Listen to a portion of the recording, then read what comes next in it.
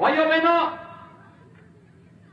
आज बंगाल जो अध्यात्म और सांस्कृतिक राष्ट्रवाद की धरती रही है, आज इस बंगाल की धरती पर ममता दीदी के नेतृत्व में चल रही टीएमसी की सरकार जय श्री राम के बोलने पर प्रतिबंध लगाती है। उन्हें नहीं मालूम, अभी मैं पुरुलिया में था। पुरुलिया में मुझे बताया गया कि पुरुलिया और उसके आसपास के क्षेत्र में जो पहाड़ी है उसका नाम ही अयोध्या हिल है, और कहते हैं मर्यादा पुरुषोत्तम भगवान श्री राम माता सीता के साथ एक दिन उस पहाड़ी में रुके थे।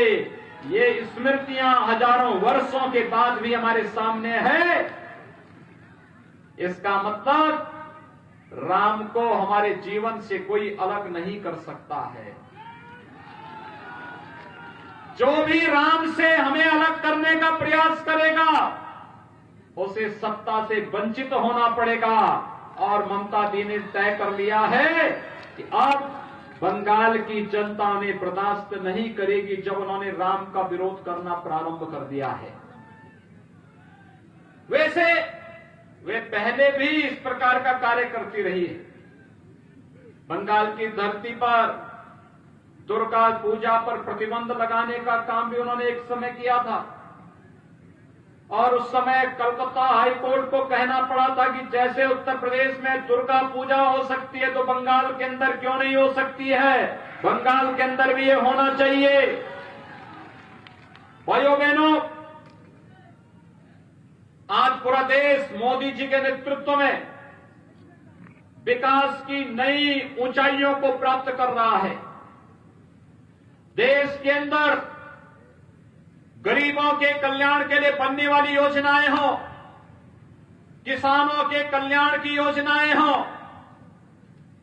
मजदूरों के हितों के लिए योजनाएं हो, युवाओं के कल्याण के लिए बनने वाले कार्यक्रम हो, या फिर इंफ्रास्ट्रक्चर डेवलपमेंट के लिए बड़े बड़े कार्य, ये सभी युद्ध स्तर पर चल रहे हैं। कहीं रेलवे लाइन, कहीं हाईवे, कहीं मेट्रो,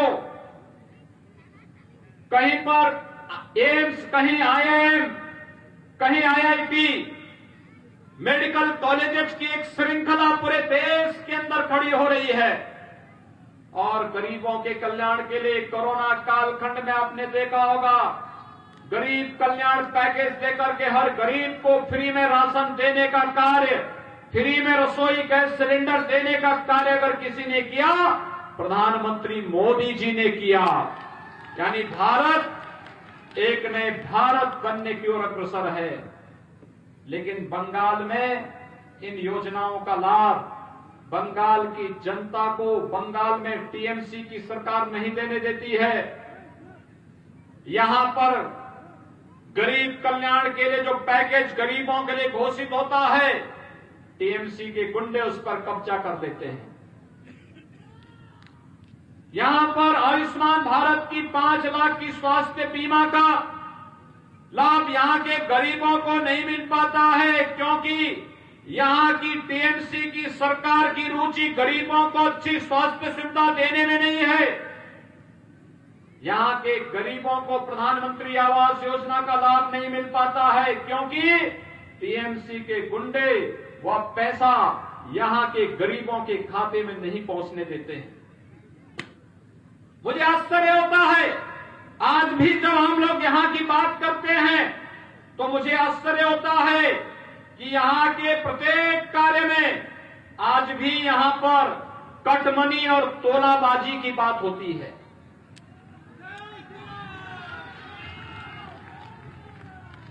ये तोलाबाजी और कटमनी ये कांग्रेस, कम्युनिस्ट और टीएमसी तीनों के संस्कार का हिस्सा है। ये तीनों इसके साथ जुड़े हुए हैं, तोलाबाजी में भी और कटमनी में भी। मोदी जी ने डीबीटी की बात की कि गरीब का पैसा गरीब के खाते में सीधे जाए, इसके लिए जनधन अकाउंट होना चाहिए। बंगाल के अंदर दीदी ने वह भी नहीं खोलने दिया। क्योंकि अगर पैसा सीधे गरीब के खाते में जाने लग जाएगा तो भाइयों बहनों, टीएमसी के गुंडों की दुकानदारी बंद हो जाएगी। टीएमसी के लोग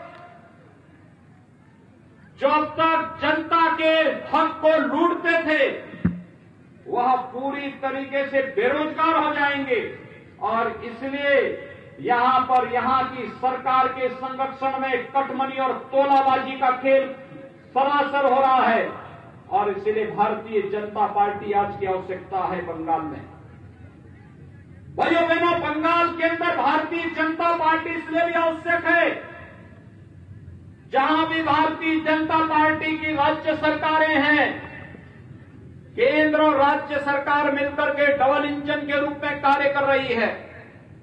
उत्तर प्रदेश के अंदर पिछले 4 वर्ष के अंदर भारतीय जनता पार्टी के नेतृत्व की सरकार है और 4 वर्ष में भारतीय जनता पार्टी ने उत्तर प्रदेश के अंदर भारतीय जनता पार्टी की सरकार ने 4 वर्ष के दौरान 40 लाख गरीबों को मकान देने का काम किया है। 1 करोड़ 38 लाख गरीब परिवारों को विद्युत का कनेक्शन दिया है। 6 करोड़ गरीबों को आयुष्मान भारत की स्वास्थ्य बीमा का कवर दिया है। 2 करोड़ 42 लाख गरीबों को प्रधानमंत्री किसान सम्मान निधि का लाभ दिया है।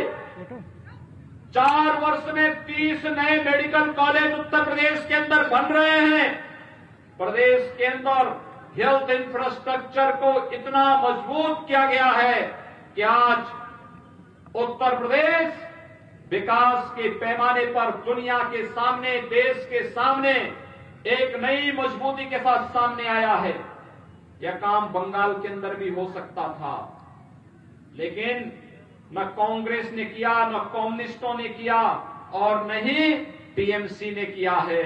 और यह कार्य बंगाल के अंदर भी हो, यही कहने के लिए मैं आया हूं कि भारतीय जनता पार्टी बंगाल की आवश्यकता है और बंगाल की धरती पर भारतीय जनता पार्टी की सरकार आनी चाहिए। विधानसभा चुनाव में यही हम सबको तय करना है। भाइयों बहनों, हम सब जानते हैं भारतीय जनता पार्टी जो कहती है वो करके दिखाती है।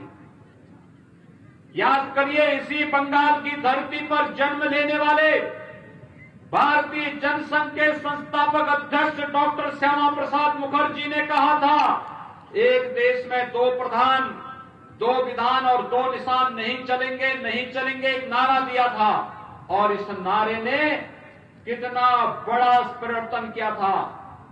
1950 में जब कांग्रेस ने जबरदस्ती 1952 में देश के संविधान में जबरदस्ती धारा 370 को जोड़ करके देश के अंदर आतंकवाद का एक नया बीज बोने का काम किया था, भारतीय जनसंघ के समय में भारतीय जनता पार्टी का आह्वान था, एक देश में 2 प्रधान, 2 निशान और 2 विधान नहीं चलेगा, नहीं चलेगा। और जब भारतीय जनता पार्टी की सरकार मोदी जी के नेतृत्व में बनी, तो मोदी जी के नेतृत्व की सरकार ने करके दिखाया। कश्मीर में धारा 370 को सदैव के लिए समाप्त करके एक भारत श्रेष्ठ भारत की नींव को आगे बढ़ा दिया। आज आप जान रहे होंगे, कश्मीर में आतंकवाद की जो अंतिम कील थी उसको भी ठोक करके एक आतंकवाद की ताबूत को हमेशा के लिए समाप्त कर दिया है। और यही काम अयोध्या में मर्यादा पुरुषोत्तम भगवान श्री राम के भव्य मंदिर के निर्माण को लेकर के भी रहा है। आप सब जानते हैं 1990 तक, 1992 के पहले तक पूरे देश का राम भक्त एक ही आह्वान के साथ निकलता था अयोध्या जाने के लिए कि रामलला हम आएंगे, मंदिर वहीं बनाएंगे, यह आह्वान होता था। लेकिन भाइयों बहनों, अयोध्या में भव्य राम मंदिर निर्माण की सभी बाधाओं को दूर करते हुए प्रधानमंत्री मोदी जी के नेतृत्व में आज अयोध्या में भगवान राम के भव्य मंदिर के निर्माण का कार्य चल रहा है। मैं ममता दीदी से कहना चाहता हूं, राम से विरोध मोल मत कीजिए, राम का विरोध मत करिए। जिसने भी राम का विरोध किया है, सत्ता से उसे वंचित होना पड़ा है। और यही कार्य आज बंगाल के अंदर मर्यादा पुरुषोत्तम भगवान श्री राम के जय श्री राम कहने पर प्रतिबंध लगाने के कारण बंगाल की जनता के एक एक जनता के मुंह से शब्द निकल रहा है, जय श्री राम। और इसीलिए राम का विरोध करने वाले के लिए क्या होता है, यह उत्तर प्रदेश में भी राम विरोधी सरकार थी, आज उसका कोई अता पता नहीं है। और ऐसे ही जो राम विरोधी स्वर टीएमसी के द्वारा यहां पर निकाला गया है, आज जनता उसकी प्रतिक्रिया व्यक्त कर रहा है। जनता के द्वारा अपने संबोधन में और अपने सामान्य शिष्टाचार में भी जय श्री राम का उद्बोधन करके जो अभिवादन का एक नया कार्य बंगाल ने प्रारंभ किया है। वैसे भी हमारे देश में तो गांव देहात में हम लोग मिलते हैं, राम राम कहते हैं, कोई उद्घोष करते हैं, जय श्री राम कहते हैं, और जब किसी प्रियजन की अंतिम यात्रा निकालते हैं तो राम नाम सत्य है कह करके ही निकालते हैं। राम हमारे श्वास श्वास में रमे हैं। राम से हमसे अलग राम को कोई नहीं कर सकता। लेकिन बंगाल के अंदर जबरदस्ती राम का विरोध करके यहां की सरकार अपना हिंदुओं की भावनाओं के साथ खिलवाड़ करने का कार्य कर रही है। लेकिन ये कार्य नहीं हो पाएगा। भाइयों बहनों, मैं आप सबका आह्वान करना चाहूंगा, बंगाल टीएमसी के गुंडों से मुक्त होना चाहिए और टीएमसी की गुंडागर्दी बंगाल के अंदर बंद होनी चाहिए।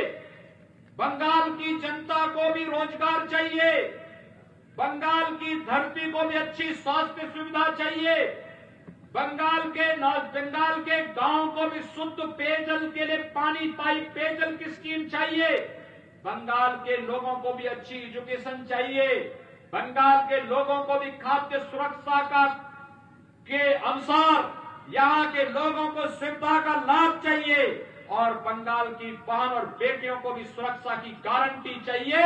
और यह कार्य केवल और केवल भारतीय जनता पार्टी कर पाएगी। और इसलिए भारतीय जनता पार्टी को विजयी बनाने के लिए हमारे प्रत्याशी यहां पर रायपुरा से श्री सुधांशु हंसदा, रानीबंध से श्री खुदीराम टुडू और ताल डांगर से श्री सेमल सरकार आज हमारे बीच में यहां पर मंच पर उपस्थित हुए हैं। मैं आप सबका आह्वान करूंगा, एक बार मेरे साथ दोनों ओर से माताएं भी अपना आशीर्वाद दें। मेरे साथ दोनों हाथ उठा करके बोलेंगे, दोनों हाथ उठा करके आप मेरे साथ बोलेंगे, जय जय श्री राम, जय जय श्री राम, जय जय